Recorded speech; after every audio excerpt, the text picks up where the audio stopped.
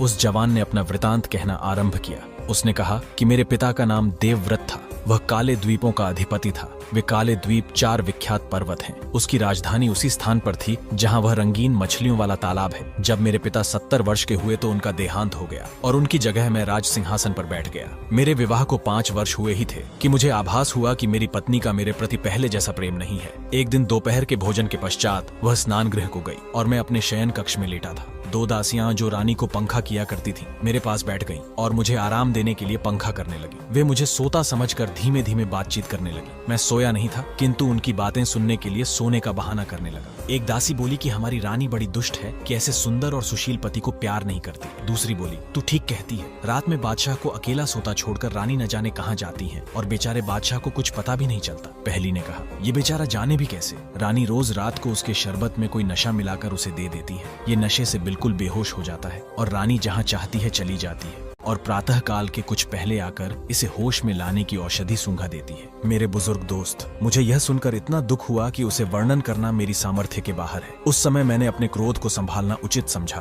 और कुछ देर में इस तरह अंगड़ाइयां लेता हुआ उठा जैसे सचमुच सो रहा था। कुछ देर में रानी भी स्नान करके वापस आ गई। उस रात को भोजन के उपरांत मैं शयन करने के लिए लेटा तो रानी हमेशा की तरह मेरे लिए शरबत का प्याला लाई। मैंने प्याला ले लिया और उसकी आंखों से बचाकर शरबत को खिड़की से बाहर फेंक दिया और खाली प्याला उसके हाथ में ऐसे दे दिया जैसे कि मैंने पूरा शरबत पी लिया है। फिर हम दोनों पलंग पर लेट गए। रानी ने मुझे सोता समझकर पलंग से उठकर एक मंत्र जोर से पढ़ा और मेरी तरफ मुंह फेर कर कहा कि तू ऐसा सो कि कभी न जागे। फिर वह भड़कीले वस्त्र पहनकर कमरे से निकल गई। मैं भी पलंग से उठा और उसका पीछा करने लगा। वह कई द्वारों से होकर निकली। उन सभी द्वारों में ताले लगे थे, किंतु उसकी मंत्र शक्ति से सभी ताले खुलते जा रहे थे। आखिरी दरवाजे से निकलकर जब वह बाग में गई तो मैं दरवाजे के पीछे छुपकर देखने लगा कि यह क्या करती है। वह बाग से आगे बढ़कर एक छोटे से वन के अंदर चली गई जो चारों ओर झाड़ियों से घिरा हुआ था। मैं भी एक अन्य मार्ग से होकर उस वन के अंदर चला गया और इधर उधर आंखें घुमाकर उसे ढूंढने लगा। कुछ देर बाद मैंने देखा कि वह एक पुरुष के साथ, जो एक गुलाम लग रहा था, हाथ में हाथ दिए टहल रही है और उससे शिकायत कर रही है कि मैं तो तुम्हें अपने प्राणों से ज्यादा प्रेम करती हूँ और तुम्हारा यह हाल है कि मुझसे सीधे मुंह बात तक नहीं करते,